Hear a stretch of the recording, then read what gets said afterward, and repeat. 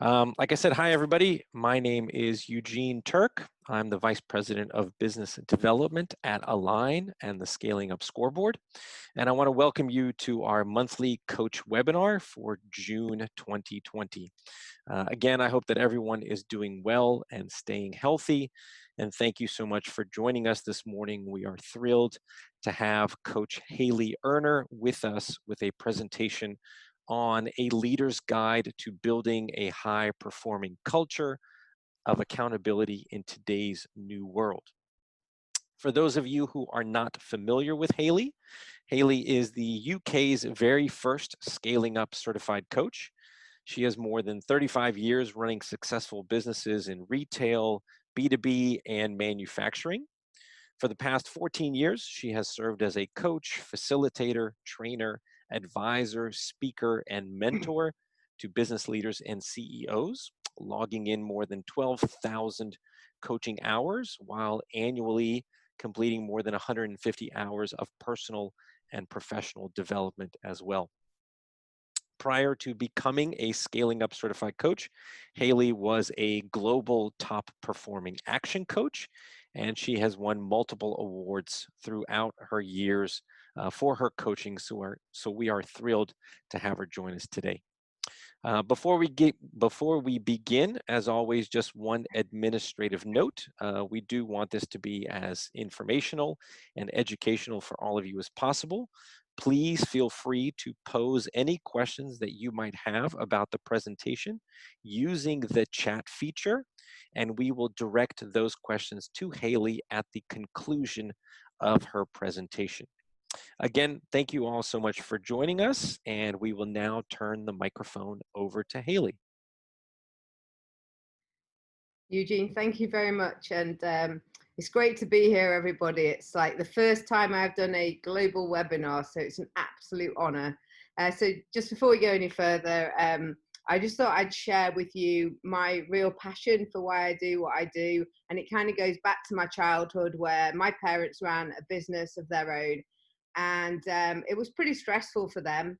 So behind me wanting to help you guys build an extraordinary business is also that I want you to be able to live a great life too. And my passion outside of my work is riding horses. So you can probably see in that picture there, that's a horse of mine called Magic. He's a champion. He's a lovely horse. And, you know, my passion outside of work, as I say, is to ride my horses every day. So today, I just want to share my intention to start off with, because the truth of the matter is, I think most of us actually know what we need to do. And I think the biggest challenge is that we actually get stuck in the paradigm that we're currently living in. So my intention for today is to help you to shift that paradigm, because as the great Einstein says, we can't solve the problems we have today with the same thinking that created them. So I really would like for you today to leave with a mindset shift, rather than often you might go onto a webinar and leave with like a pile of things of action points to do. So this is more about you and your mindset. So I thought I'd start off by saying there are some universal principles to building a high performance culture and a culture of accountability. And they're about as predictable as some of Newton's laws. You know, when the apple's ripe, the law of gravity means it's going to fall from the tree. And if you sat under the tree, it's going to hit you right on the head.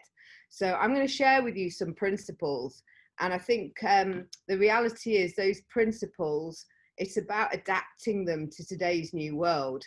And here's one principle which Jim Collins shares in his book, Good to Great, called the Stockdale Paradox. There's a short video on YouTube about it, but essentially it's the story of James Stockdale and how he survived a prisoner of war camp. And he survived it not by blind optimism, but he survived it because he lent into the reality.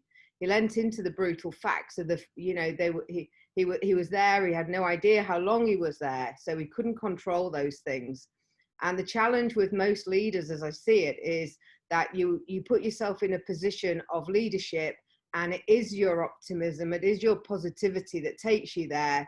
and it seems to be against your nature to actually lean into the uncomfortable stuff, and you often see it as negative. So I think that's an important start point for us, especially ourselves back to New Year. Happy New Year 2020. I can remember distinctly what I was doing, and certainly I didn't have any idea. While I knew about COVID, I had no idea what was about to come. And this was a shock.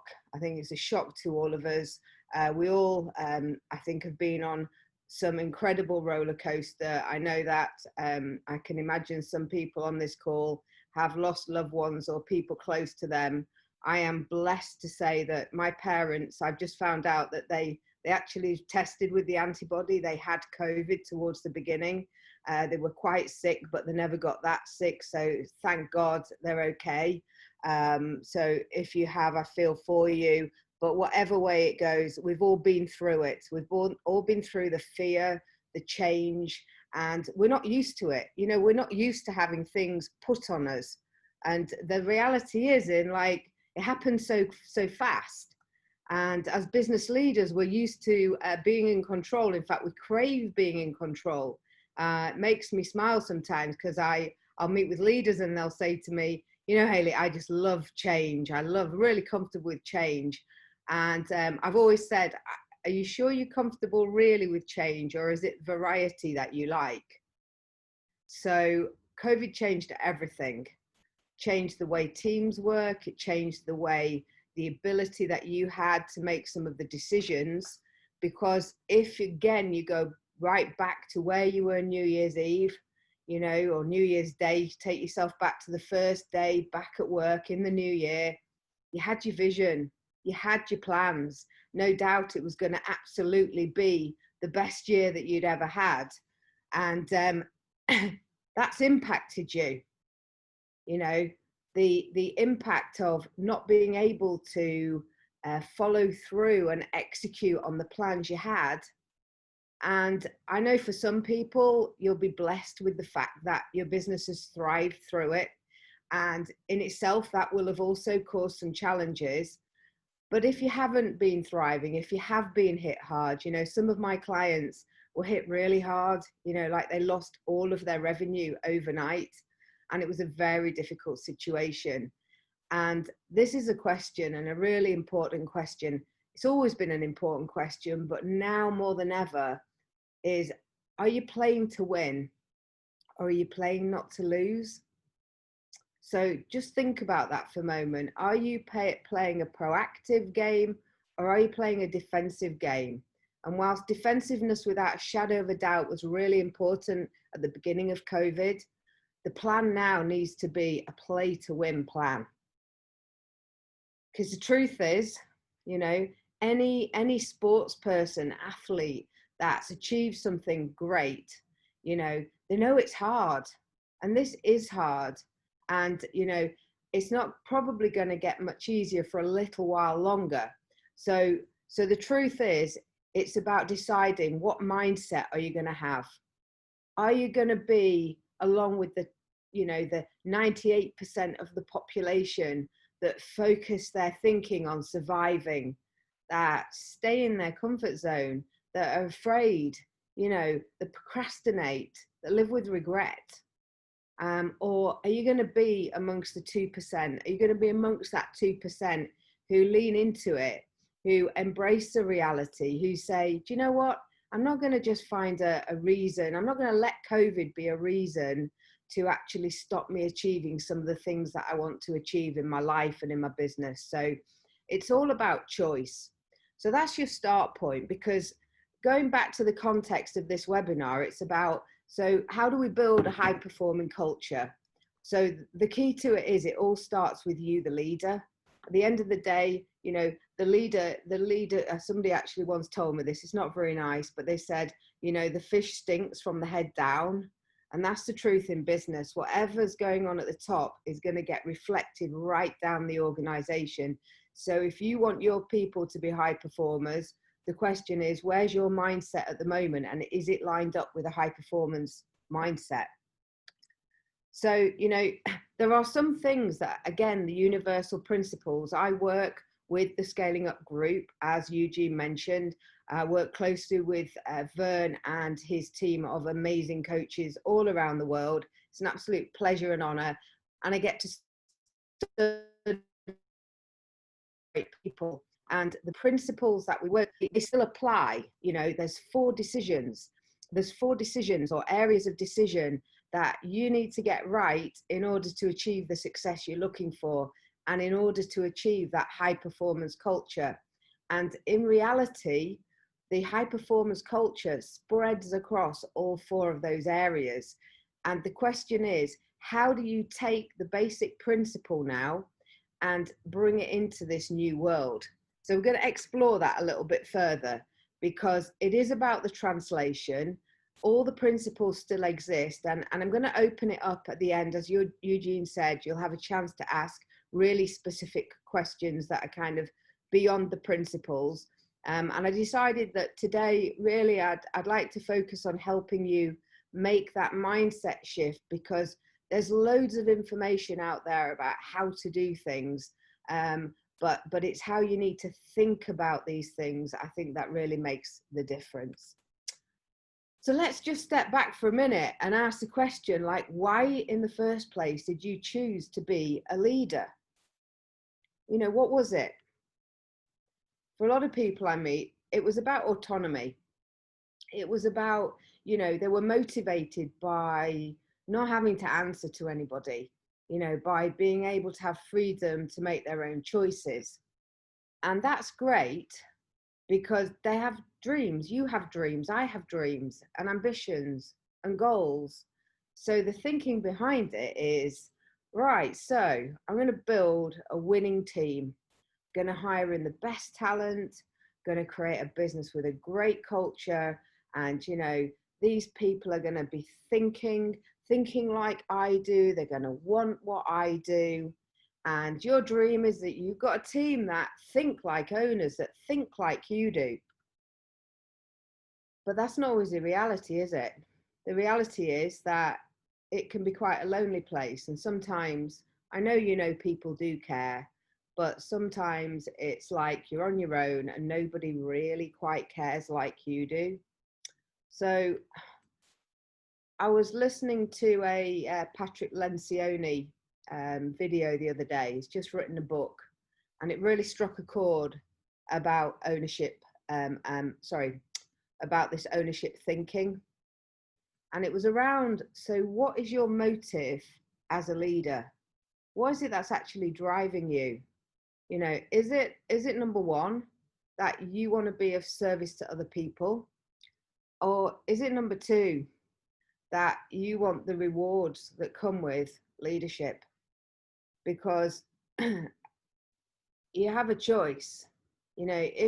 If you're finding people aren't owning things, and if this is your day, it consists of people coming to you with all their problems. You're the one that's got to have the answers. You think you've got to have the answers. You jump in with the solutions.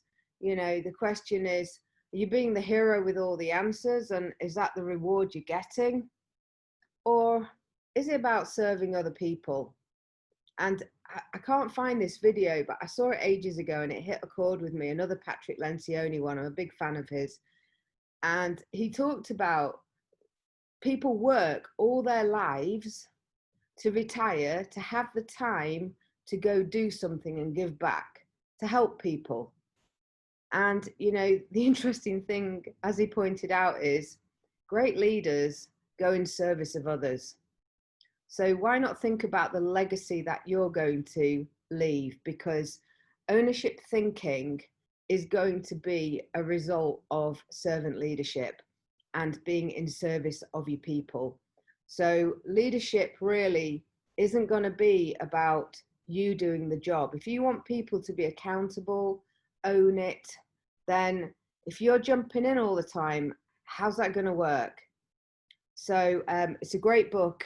I recommend you read it. The next thing as well is, how are you thinking about your resources? If you want a great culture of high performance, how are you approaching this? I think when we look outside and we look at the natural resources in the world, we see water as a very precious resource, oxygen, the air we breathe. But now let's look inside of a business, and people talk of, oh, my people are my most important asset. Well, how do we treat them? How do you treat them? Especially at a time like this. People have really struggled. This, they've really struggled, and it's that human aspect. One of the interesting things I find is that people always talk about time. There isn't enough time, and again, as a mindset shift for you, my belief is we've got plenty of time. It's actually energy we run short of. So just consider that. And how are you working with your people right now? Are you trying to get them to do more within the time? Are you being mindful of their energy? Where's your mindset towards them? Do you have the gratitude towards the resources you have, and are you extending it? Because the truth is that we're not logical. People are not logical, as I'm sure you know. I'm sure that you often think to yourself, why does this have to get so complicated? Why do we have this drama? The truth is because people are not logical, they're psychological, and particularly at this time, connecting on that human level. When you have your meetings, how much time are you actually spending connecting with people? Right now, they need you. They need you as a leader. People need leadership. Now, that doesn't mean that you have to stand up there, and this is really important, being, I'm okay, I'm your leader and I'm all good. I know you're not all good, but I'm all good. It's okay to be authentic. However, people still do need to know that you are standing on solid ground. I studied with John Maxwell, and one of his irrefutable laws of leadership is standing on solid ground. So it's okay to be real. It's okay to be authentic. And connecting and communicating is so important. So we're gonna revisit the communicating later about what are the most important messages you need to be communicating right now. So let's just start off with this as an interesting concept. Everything that exists in your business, in your life, is actually a direct reflection of two things. It's the things you did, and it's the things you didn't do. And I think from a human nature perspective, it's so easy in a way to point the finger of blame at somebody else. Another way of putting it, somebody said it's easier to look at another person through a magnifying glass than it is to look at yourself in the mirror. So I think one of the things now that's really important to recognize is that COVID put the magnifying glass on us all, on us individually, on us business-wise, from a business community, from a global perspective. And it highlighted everything. It magnified everything. We only have to look at the recent events and the rioting and things. That's just magnified something that's been going on for a long time. And, who knows the pressure of, people being on lockdown, how much that escalated what happened, but it does matter. But what I'm saying is it's COVID that has magnified things. So whatever's going on in your culture, whatever struggles you've got, just go back and look pre-COVID, like, was that already there? And it's just highlighted it now. And, one of the things you might do is start to make a list of some of the challenges that you've got now, look back how they were, and then just hatch a plan to fix them. One of the most, I think, difficult things about running a business is, while some of the principles are really, really simple, once they get into reality, they become really, really complex. And that's why today I want to focus on leadership, because I think leadership is like if you think 80-20, like the things you need to do are the 20%, and the 80% is your leadership and your leadership team, because that's the magnification. And one of your jobs is to keep it as simple as possible and start to notice when it gets complicated. Because in its simplest sense, and I go back to the 4 decisions about people, strategy, execution, and cash. You grow your business through a good strategy. You execute well, which protects your profit. You have good cash because you collect your money and you sold it for a good price because your strategy was good, your execution was good. But in the heart of it all, to make it work, is people and culture. And it's the hardest thing. Your job is to win the hearts and minds of your people, going back to that winning team. These are emotional beings.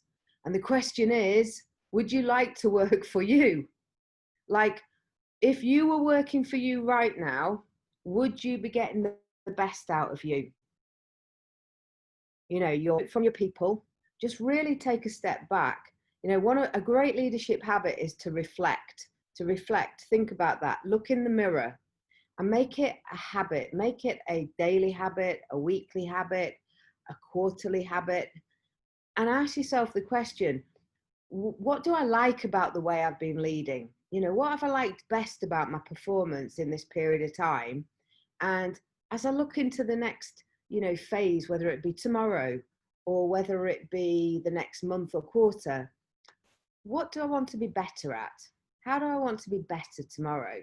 And just those little tweaks, by constantly working on them, they'll make a difference.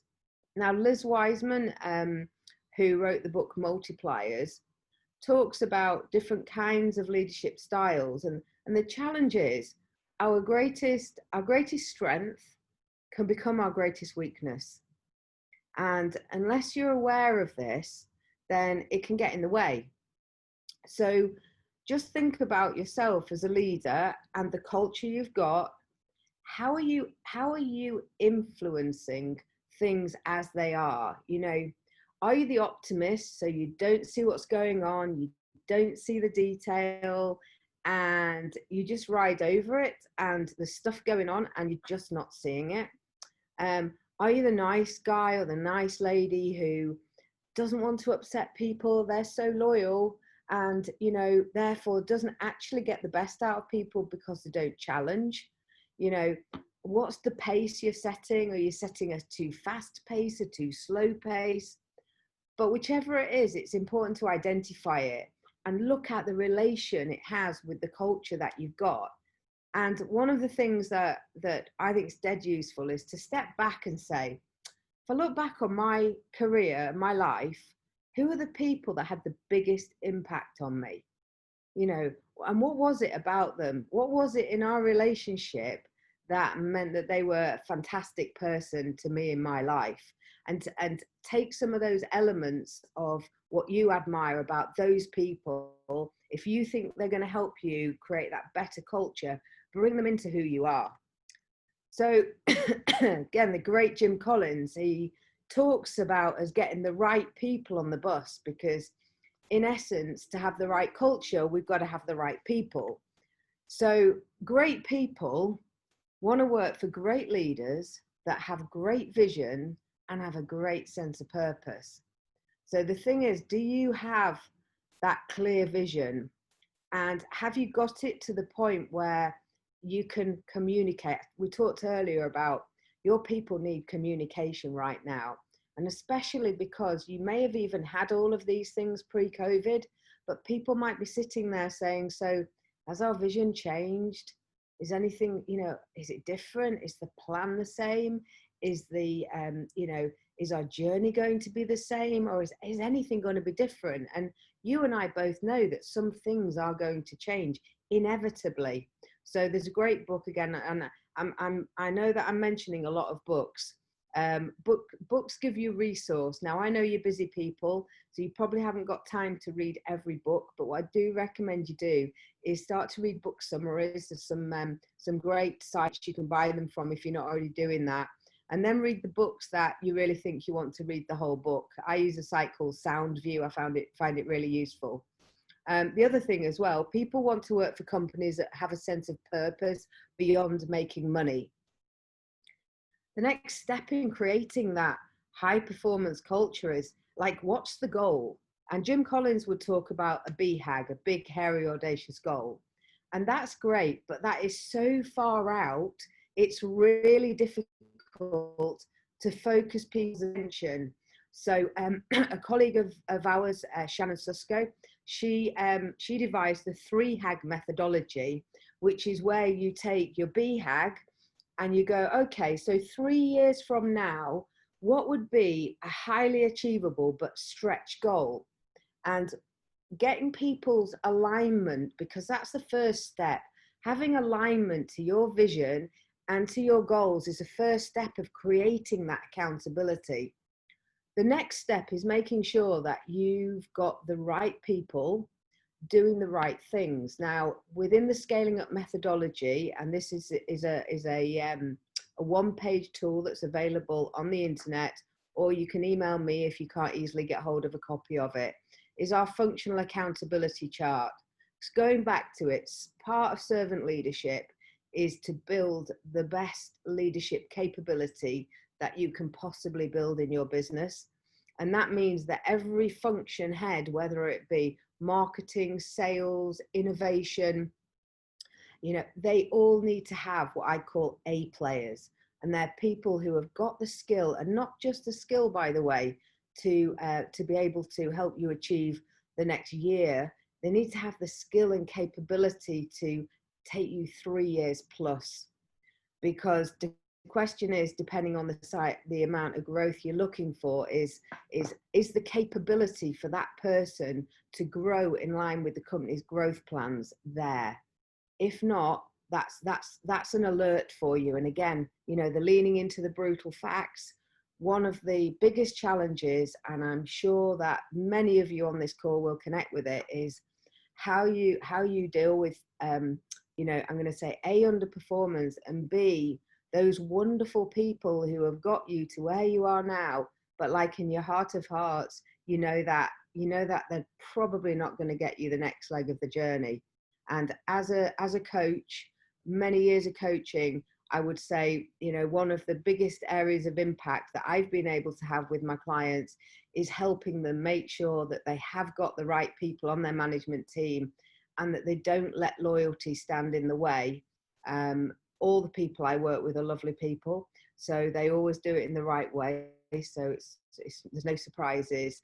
But this is one of the most important parts of building that high performance culture, is having the right people leading each of the functions. Then the question is, how do you actually hold a person accountable? Like what does it mean? So, it's like stand up and be counted. So I believe accountability is a process. And within that process, it really needs a set of rules. And in the good old days, we used to have, and some people still have, like, thick manuals, of how we do this and how we do that and how we conduct ourselves here and how we conduct ourselves there. And I think it's time to say goodbye to the old rule book and say hello to the new rule book, which is your core values. And I don't know where you're at, obviously, with your core values and with your culture. But one thing's absolutely true. When you get them right, they will drive that performance, and they will negate the need for the hefty old rule book that used to be in place. They become the rules that help your people hire. They help the hiring decisions. They help if you've got somebody in front of you that's a values fit. And I always say that the real true litmus test of a core value is that you're prepared to take a financial hit to uphold that value. So, there's been many occasions where I have decided that my value is more important than money. There was a time when I had somebody, I used to do contracts. I don't do them anymore, but I used to do contracts where people had 3 months, notice period. And there was a particular client decided to give me notice, but not continue for 3 months and refuse to pay. I referred to my core values and what's important to me. And I said, right, okay.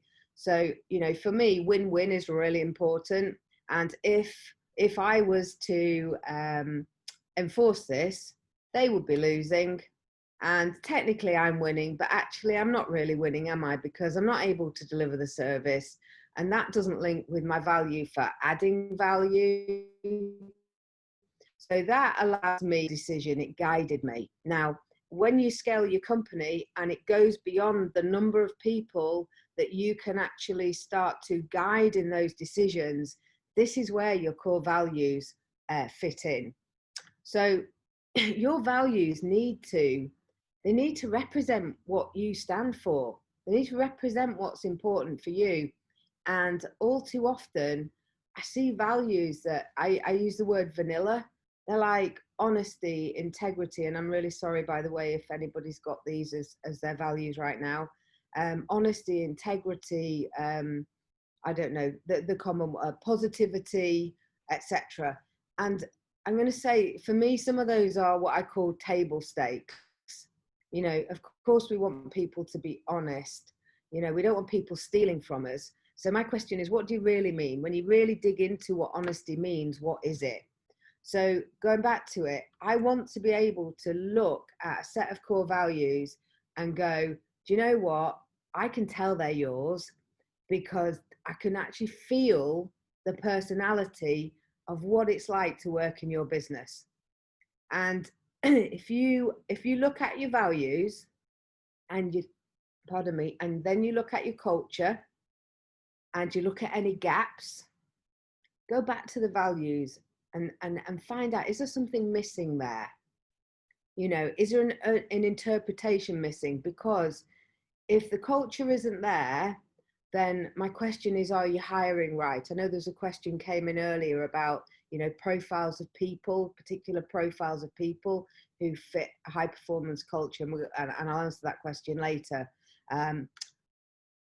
But one thing that's really important is, if you want to maintain your culture, if you've got people, and this is a question that I believe you should ask yourself at least once a month, and that is, how many of my people would I enthusiastically rehire right now?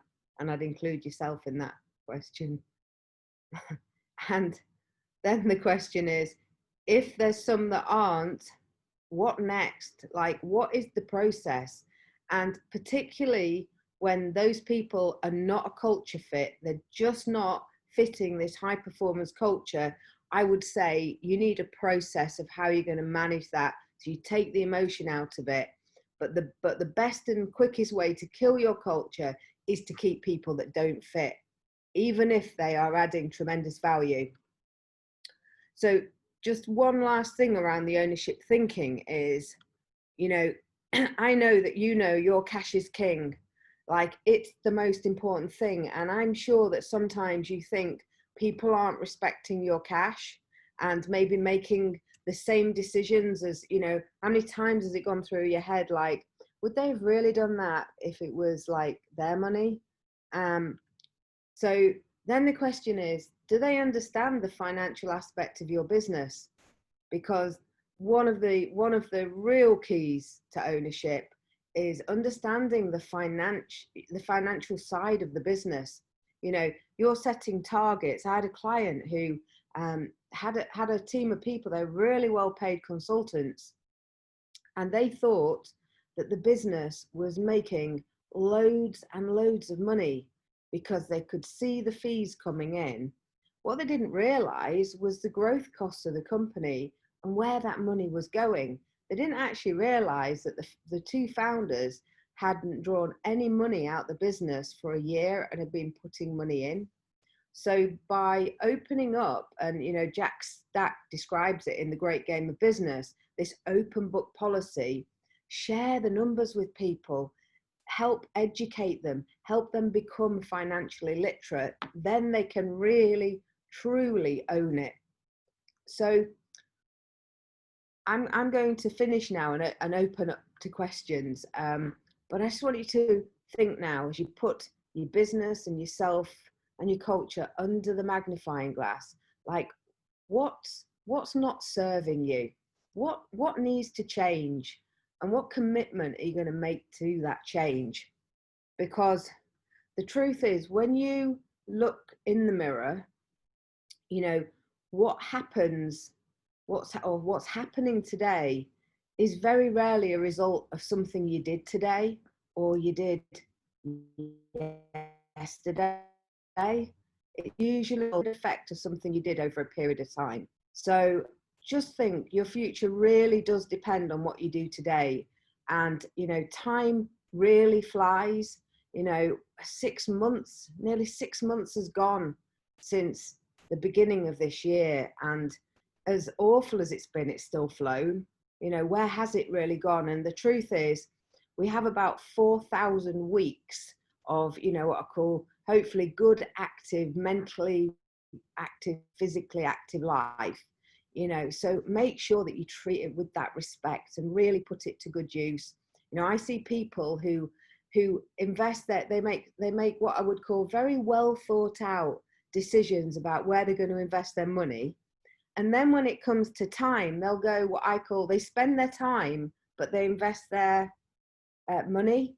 And a great friend of mine once said, you know what, Hayley, when your money's gone, you can go out and make some more. But when your time's gone, it's gone forever. So be respectful of it, invest it well. Thank you. So Eugene, it's back over to you guys to see if there's any questions for me. Guess I have to unmute myself. Thank you, Hayley. I'm going to turn the presentation over to my colleague, Henry Joyce, who will handle the Q&A part. All right, so we had some questions coming before the session, and you know, as people want to continue asking them through the chat or Q&A, we will ask them as they come up. So one of the questions that came up a lot in the pre-session entries was about building accountability with distance. And can you talk a little bit about some best practices for creating cultures of accountability while people are working remote or, you know, communicating mostly virtually? Yeah, for sure. First off, I think probably Henry, your software is a pretty good start. You know, the piece that I didn't dive into today was, you know, once you have your vision, the next thing is we need to break it down. You've got your 3 HAG, but then it needs breaking down even further. So we need to now break it down into 12-month objectives, 90-day objectives. And those objectives want to sit not just with the leadership team, but they need to start to cascade down. So the truth is that if you don't have what I would call, you know, that mechanism that holds it all together to provide the platform for accountability, such as the Align software, then you're going to struggle because you've nothing to actually support you know, the visibility. There's no visibility, there's no scoreboard, you know, and that again, it's, I want you to imagine about a football team who are playing a game and they can't see the scoreboard. Now, exactly how long are they going to stay motivated and interested if they don't know what the score is? So, you know, think about your people and their level of engagement and how difficult it is when you haven't really got that clarity of what was agreed. It then becomes awkward to actually hold them to account, but it becomes easier if somebody's actually agreed that their piece this 90 days to deliver on the 12 months is what's stated here on the software. And then that feeds into your weekly meetings and your daily huddles. And there are a set of metrics as well attached to those objectives. So you can, you know, not just talk about the steps in terms of the objectives being achieved, but you can actually count the score. And let me tell you, high performers love to count the score. They do not, you will kill the very soul of a high performer without that. And you could have people who have, at the moment, have got real high performance, you know, inside of them, but you're not giving them the environment. And there's another thing about micromanaging. You know, I believe that people, and again, I've always believed this, Patrick Lencioni confirmed his opinions the same as mine. You know, if you're a high performer, you have no problem with being held accountable and managed in terms of, how's this going? Give me your results. You know, what you've achieved. Love to report the good news back. You're also open enough to go, do you know what? I'm going to struggle with this. I'm going to struggle actually delivering on this. Can I have some help before I fail on this? Because I don't want to fail myself. I don't want to fail the team. So again, these are all like what I call systems that help with accountability. Hopefully that answers the question. There's quite a bit of stuff in there. So I think we mentioned earlier, there's a question around getting the people on board who will be amenable to this high performance, highly accountable culture. Can you talk a little bit about identifying those people, or maybe elevating those people within your organization if they're already there? Yeah. I think it's a question, do you think, around how do we actually hire those people who have that high performance mentality? I think it's probably a bit around what profiles of types of people will match that kind of culture. Okay. So from a profile perspective, I think it's quite an interesting one, and I could probably do maybe 5 hours on this topic alone. I use a profiling tool called Talent Dynamics. I don't think it really took off in the US, and I don't know why. But if I tell you, I've been coaching 14 years now, and it is the single, if you said, take away from me, you know, there's only 3 things you can ever keep, and to carry on being a coach from your toolkit, I would have talent dynamics is one of them, because this is the thing you just talked about, the profile of the high performer. So talent dynamics is one of them. The other one is the one-page strategic plan, and the other will be the 4 decisions. They are at the heart of what, in my opinion, a scale-up needs. And it's based on, the talent dynamics is based on the principle of flow. And the challenge is that it goes wrong normally in the hiring process at the what I call the job description and the positional level, because when I look into an organization, often what I see is that some of these positions that are failing were actually designed for two types of profiles, and yet the expectation is that one profile of person does that job. So, you know, this profiling tool becomes really important because it allows you to match what you believe a requirement is for a job with the right profile. It's actually about being in flow. And when you're in flow, you're doing the work that you love to do, the work that you were put on the planet to do. You know, another great Einstein quote was like, if you expect, you know, a fish to climb a tree, you're going to think it's stupid. Something like that. But a monkey can go climb a tree. That wasn't actually his quote. I think that's my version of it now. But, you know, the reality is, you know, you have people in your organizations who, they are not stupid. They're in the wrong job, but you don't know because you don't know how to profile them. So that's the first really important piece. Another really important piece as well is that, it goes back to hunger. You know, like, do these people want it?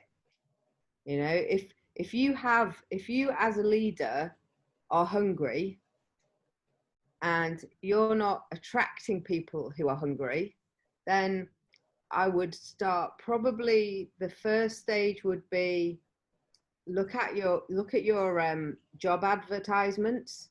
Like, what are you putting out there? I would look at your employer brand.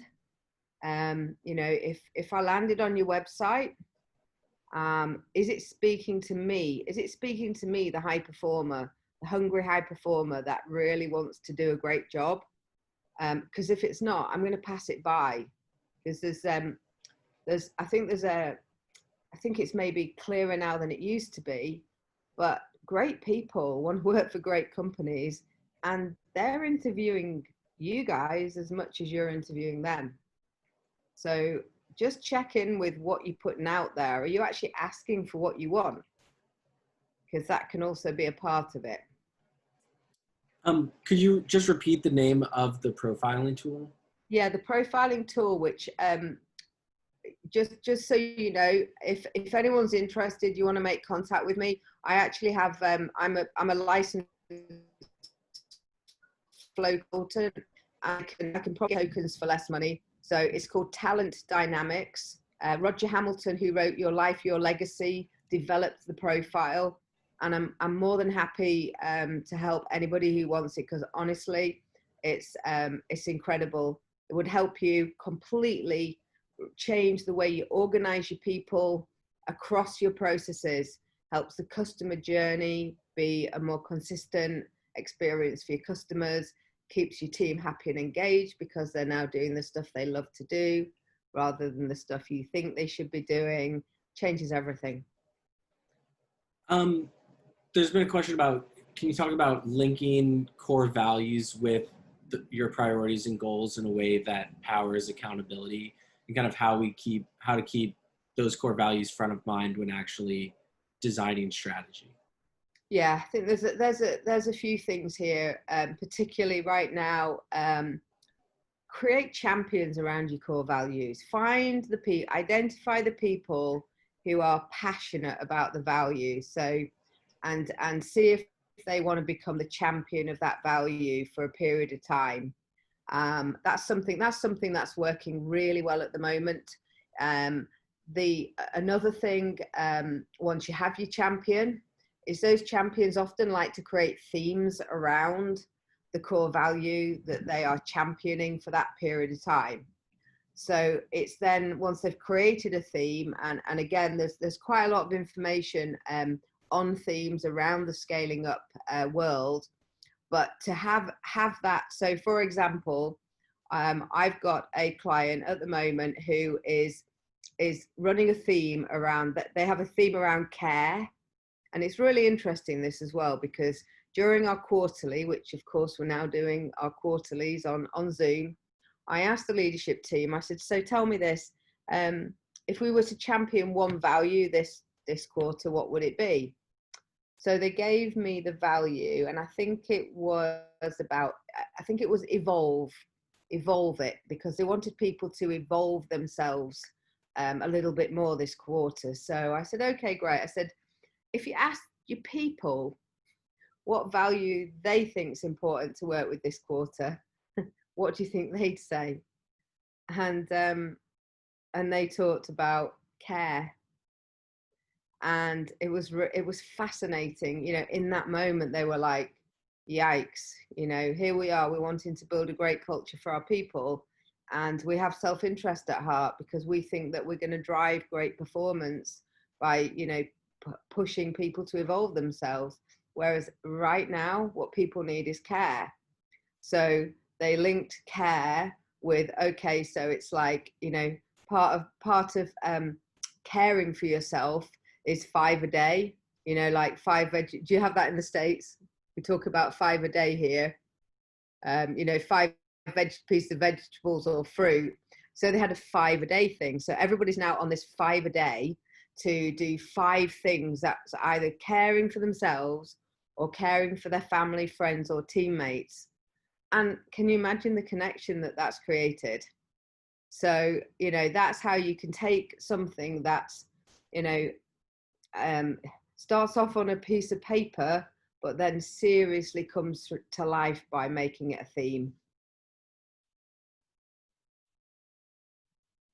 We had another question around identifying either values or components of culture that are actually problematic and limiting success.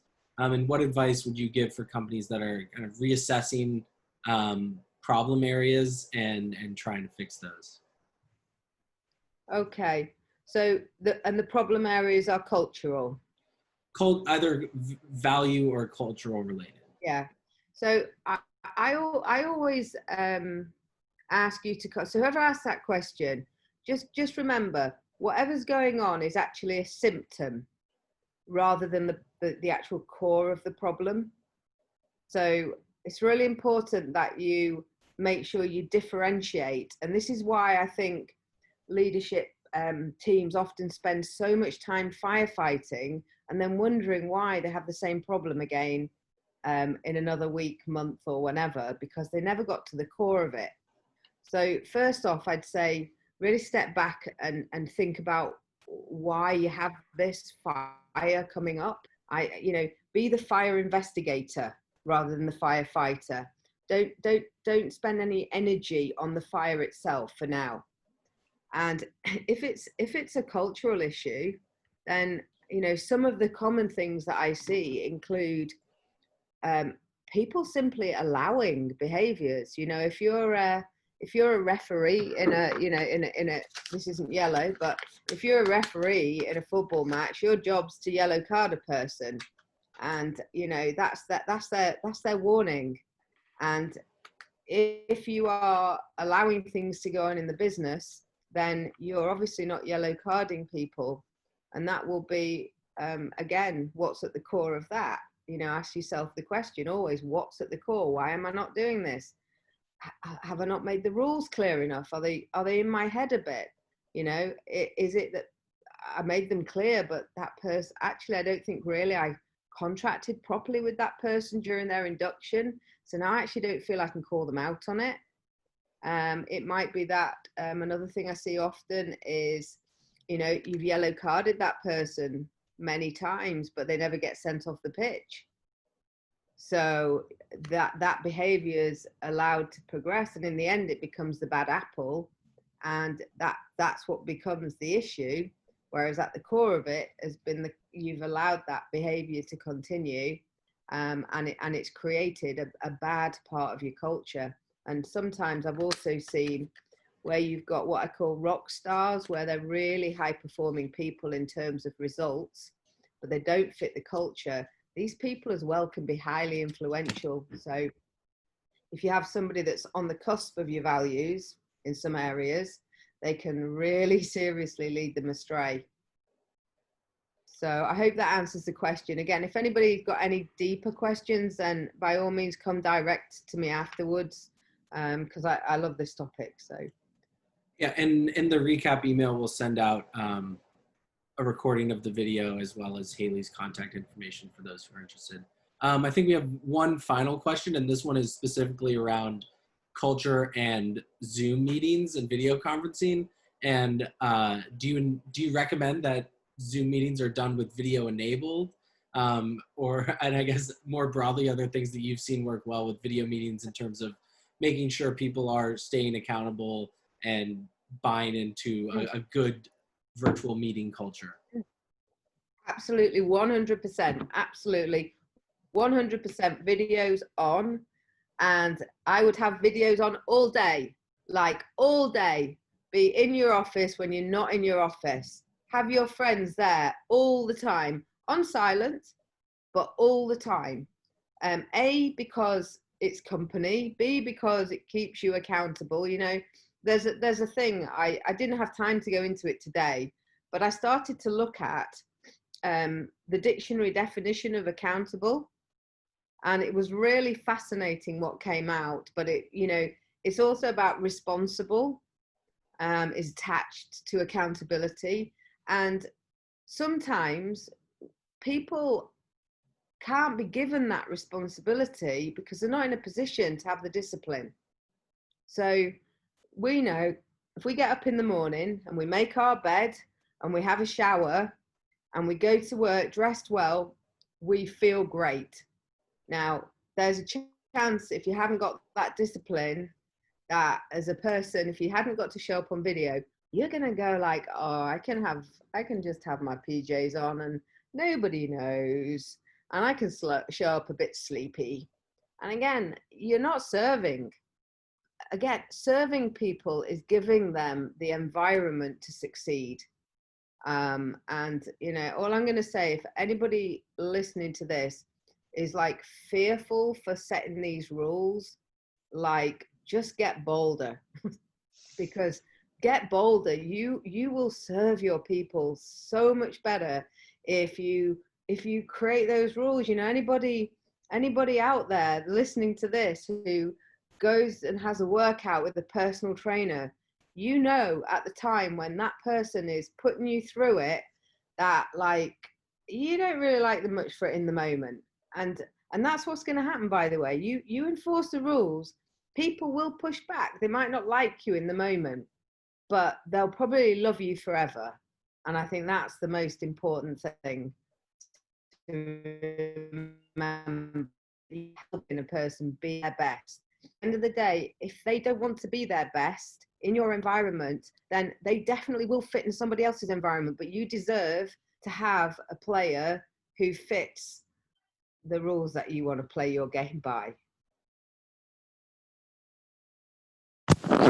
All right. Hayley, we are approaching the hour or the top of the hour. So I want to thank everybody for attending today's coach webinar. Obviously, a big thank you to Hayley for a great presentation. For those of you that would like to learn more about Hayley, you can always go to her website at Hayley Erner. That's HayleyErner.com. If you have any questions about how to use the Align or the Scaling Up Scoreboard software and its tools, like the one-page strategic plan or the PACE, the process accountability tools that Hayley referenced in the presentation, please don't hesitate to contact your Align advisor, or you can email us directly at support@aligntoday.com. Thank you again. I hope that you will all mark your calendars for our next monthly coach webinar, which is going to be presented on July 22nd. And that will be done by South African coach KK Diaz, who will be presenting on how leaders can unlock digital transformation, remain relevant, and avoid disruption. So please join us then. Till that time, thank you so much. We hope you have a great day, and I hope that everyone stays healthy and safe. Thank you, Hayley. Thank you. Thank you, everybody.